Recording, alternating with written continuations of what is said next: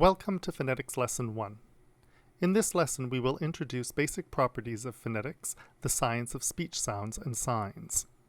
Spoken languages are made up of various speech sounds, while signed languages are made of various manual and facial gestures. Phonetics is the science of the physical properties of these sounds and signs. Phonetics is divided into three main branches. Articulatory phonetics is the study of how speech sounds and signs are produced. This includes how air is moved through the vocal tract and how the vocal tract is adjusted to make the different sounds of the world's languages.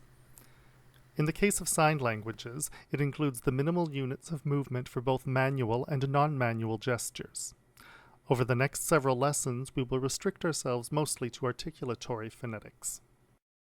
Acoustic phonetics deals with the physical properties of the sounds themselves. We will touch on this only briefly in this unit. Perceptual phonetics deals with how speakers perceive sounds. Once the sound waves reach the hearer, the human ears turn these into a series of neurological impulses that are interpreted by the auditory cortex of the brain in conjunction with the language centers found mostly in the temporal lobe of the left hemisphere. Unfortunately, we will not get a chance to look at perceptual phonetics here. Be careful not to confuse speech sounds or segments with orthography, the written representation of language. The word shoe has 4 letters, but 2 segments, the sh sound and the u sound. The word of is written with an F, but it has a V sound. The Korean words opta, and opta are written differently, but all sound the same. The speech sounds of the world's languages are written using the International Phonetic Alphabet, or IPA, a reproduction of which appears on page 17 of your textbook. Before we get to the nitty-gritty of the IPA, let's go over the important parts of the human vocal tract. The various points in the vocal tract that are involved in speech production are called articulators. Starting at the outside of the vocal tract, we find the lips. The lips are a common articulator in many, but not all of the world's languages. Both English and Korean have sounds that are produced with both lips, such as the sound in me and in the Korean word myan. Many languages use the teeth as an articulator too. Note that while the lips can act as an articulator on their own, the teeth normally work in conjunction with the tongue to produce speech sounds. The English th, as in think, uses the tip of the tongue stuck out slightly between the tips of the teeth. Some languages, such as English and Mandarin, but not Korean, have sounds that are produced with the lower lip and the upper teeth, such as the f sound in the name Fred. The alveolar ridge, or upper gums, is located just above the upper teeth. If you follow the tip of your tongue along the inside of your mouth behind your upper teeth, you should feel a distinct ridge. This is your alveolar ridge. The English T sound uses the alveolar ridge, while the Korean T sound uses the teeth. Moving further back with the tip of your tongue, you should feel the hard part of the roof of your mouth. This is called your hard palate. The Y sound of the English word yes is produced in this part of the mouth. If you keep moving back, you should feel the roof of your mouth become soft and fleshy. This is your soft palate. This is also known as the velum. This articulator is involved in the production of the K sound in English, such as the word kick, and in the Korean word ko. Finally, past the velum is the uvula, a small flap of tissue that hangs at the back of the throat. It is not a primary articulator in English or Korean, but uvular sounds are found in French and Mandarin. In these past few moments I have mentioned the tongue. As we will see later, we distinguish between sounds that are made with the tip of the tongue, the body of the tongue, and the root of the tongue at the back of the mouth.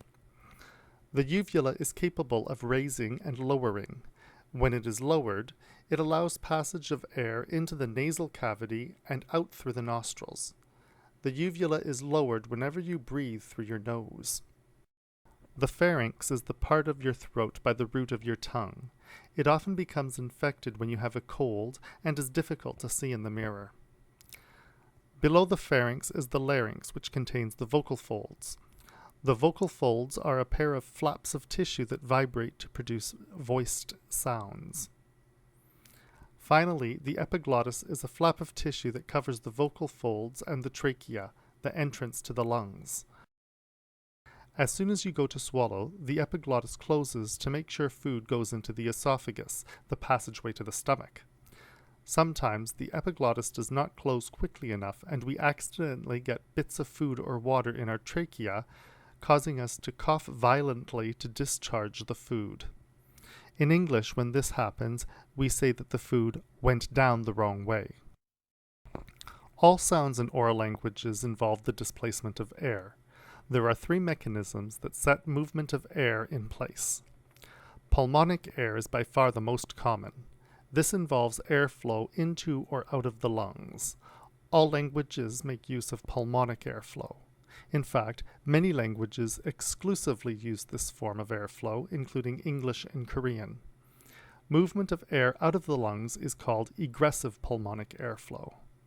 Movement of air into the lungs is called ingressive pulmonic airflow. Ingressive pulmonics are not found in natural language, but you can hear them in the form of a gasp. Glottalic airflow is found in a number of languages. It can be tricky to articulate if you are not used to it, but with practice you should be able to do it. It works as follows. The vocal folds are closed, blocking airflow to and from the lungs. The velum is raised so that airflow through the nasal cavity is blocked. Airflow is blocked somewhere along the oral tract. Let's illustrate with a glottalic egressive P. The 2 lips are closed, blocking airflow into and out of the mouth. We now have a block of air in the oral cavity that is blocked at the larynx because the vocal folds are closed, at the nasal cavity because the velum is raised, and at the mouth because the lips are closed. Next, the larynx is raised. This creates a smaller space, but with the same amount of air. Thus, air pressure has just been increased in the oral cavity. It is released by opening the lips, creating a p sound, as in up-ah, up-ah, up-ah. Glottalic egressives are called ejectives. They are found in a number of languages around the world, such as the Athapascan language Navajo spoken in the southwest of the United States. Here's an example. In the following examples, the words with ejectives are underlined in blue. Tota, tra, ta, haditze, ta, tsa, tla, nishka, je, cha, cha, baka, ka. Glottalic ingressives are called implosives. Sindhi is an example of an Indo-European language spoken on the border between India and Pakistan and employs implosives. Listen to the following examples. Bunny, bun, gun, gun. Finally, velaric or lingual airflow is produced entirely in the mouth. These are often called clicks and are ingressive only. Velaric egressives are not found in natural language. They are formed by creating an area of negative pressure somewhere in the mouth using the tongue.